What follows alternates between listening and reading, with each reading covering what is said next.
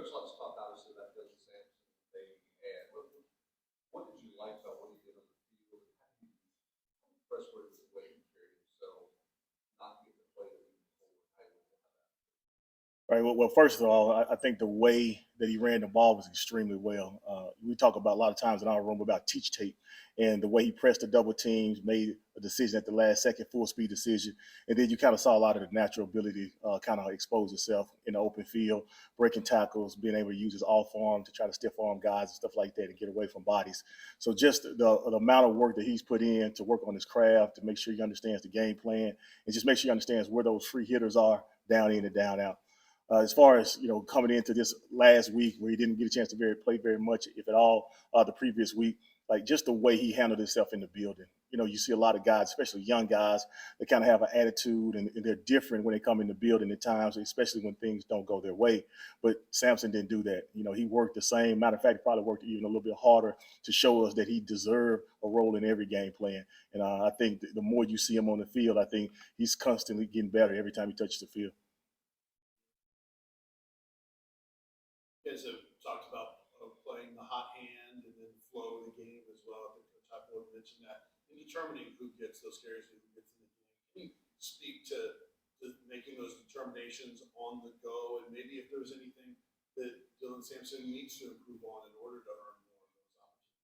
Well, kind of go to backwards, like they all can improve on certain things. I mean, nobody's perfect in our room. We all have some deficiencies that we're constantly trying to get better at. But just for the standpoint of how we kind of rotate the guys a little bit, right now, depending on the game plan, it just kind of depends on, what the game plan dictates is who we put in first. The last few weeks, you can see Jay Wright runs out there first. Last week, Jabari ended up with more snaps than Jay Wright. The previous week, Jay Wright ended up with more snaps than Jabari. As far as how Samp fits in that entire role, it just depends on what kind of package. I think there are always going to be a package or a series of situations that we won't Samp in the game just because of his skill set is a little bit different. Like all three of those guys' skill set is a little bit different from one another. But, I think going forward, you're going to see quite a bit of Dylan Sampson for sure. What makes Jalen Wright so effective? Where do you see him finding success against South Carolina? Well, the way Jay Wright runs the ball from a violence standpoint, like extremely physical guy that can break tackles. When you look at his yards after contact, like they're really good right now. He moves the pile like we like to say forward. He's a guy that he runs physical. He runs with better pad level than he has the last 2 years, and I think that's what allows him to have some success. As far as like where he fits in South Carolina, I mean, just do the little things at a high level. That's really all it's about. He doesn't have to do anything special outside of framework of what he normally does. Just do all those little things like we talk about. Ball security is what he's got really good at, pressing the double teams, being able to read the blocks, protection, making sure his eyes and discipline is in the right place. If he does all those little things at a high level, he'll have success against everybody we play. Adam and Grant. When you're trying to figure out which running back to play who gets the snaps, how much do you look at what the offense needs overall, not just what each running back is in the game, but what the offense needs? Definitely, I think that's where it all starts. Like you take a couple of weeks ago against Florida, we didn't get as many snaps as we would like during the game. We found ourselves in a position where we had to play catch up some. So from a standpoint of maybe throwing the ball a little bit more, pass protection, obviously Jay Wright and Jabari are a little bit bigger than Dylan Sampson. So those were some situations where we felt like, hey, we got to get a little bit stouter guy. But then as the Florida game goes, if it's going back and forth, there's always going to be a situation where you need that certain like burst or that pop that Sampson gives you in the game. Obviously, he can catch the ball on the perimeter extremely well, and he's what we call a space guy. When he gets the ball in space, it is hard to tackle him. He can make defenders miss. He has a really good feel of bodies and spatial awareness around him. Overall, as a whole, how would you grade through 4 games the pass protection? You like what they're doing? What you like to see? I do think they're probably rated a B plus right now. From a standpoint of, I like where their eyes are in the protection. I like they always are where they're supposed to be. I do want to see more physicality at the point of attack, making sure there's nobody at all around Joe or whatever quarterbacks in the game. So the physicality standpoint has to continue to improve. But as far as the pad level and where their eyes are starting, they rarely, if at all, I think in the last 4 games, really ever out of position. It's just about making sure they're more physical at the point of attack.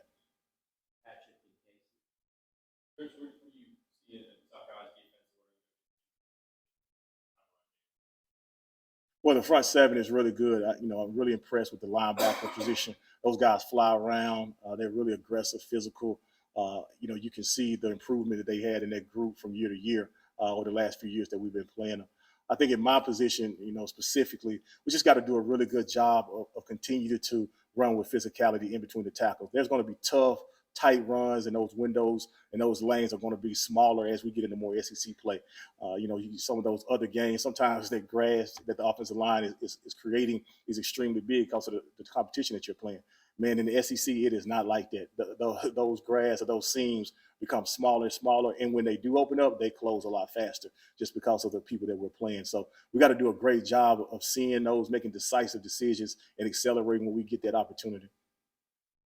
When you look at that South Carolina defense, is there one running back that you have, whether it be Sampson, Jabari, or Jalen, that really you feel can emerge and you feel the most confident with giving the ball to? I know you mentioned how different games present different opportunities. Is there one that you think really fits the mold to be able to have success against South Carolina? Man, it's interesting you asked that question because we just had a conversation about that in the meeting room the other day about how all three of those guys' skill set is distinctly different, and they have nothing but ultimate trust from our coaching staff. I think all of them, I never know who's going to have the big game. It's been Jalen, obviously it's been Jabari over the years as well. Now you see Sampson emerging. Like all three of them guys present a different skill set, and it's just really about the flow of the game. There may be an opportunity for Jabari or Sample, whoever, to go out there and catch something on the perimeter or break a tackle in the backfield.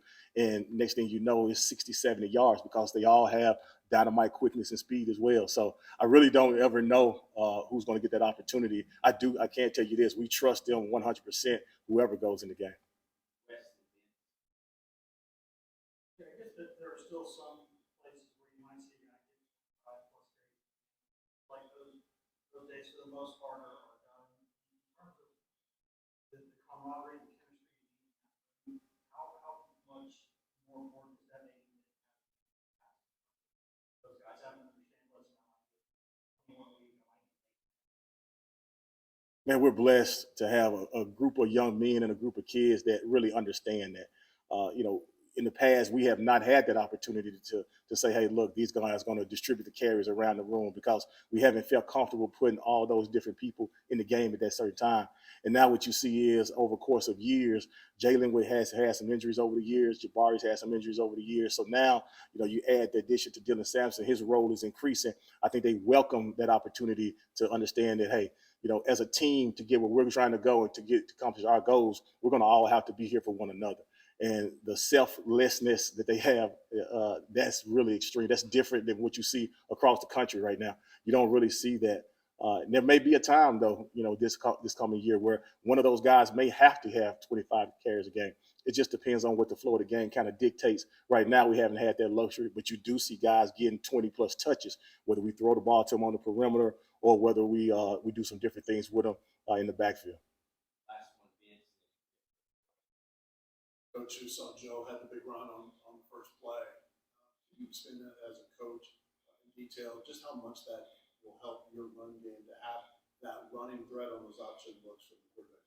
Oh, that's huge. Like the ability to have a running quarterback or a true dual threat quarterback, especially one that can cross the goal line with speed like Joe did on the long run. I mean, that presents some problems all the time. So whether it's more opportunities for the running backs because, those defensive ends or those linebackers, they're in their read keys, they understand that the quarterback is a valuable threat. It changes the box. It changes what it looks like on the roof as well from the safety position. So, there's a lot of things that having that dual threat style of quarterback can open up for us. It creates more touches for us, which, they're all welcome to that. Thank you.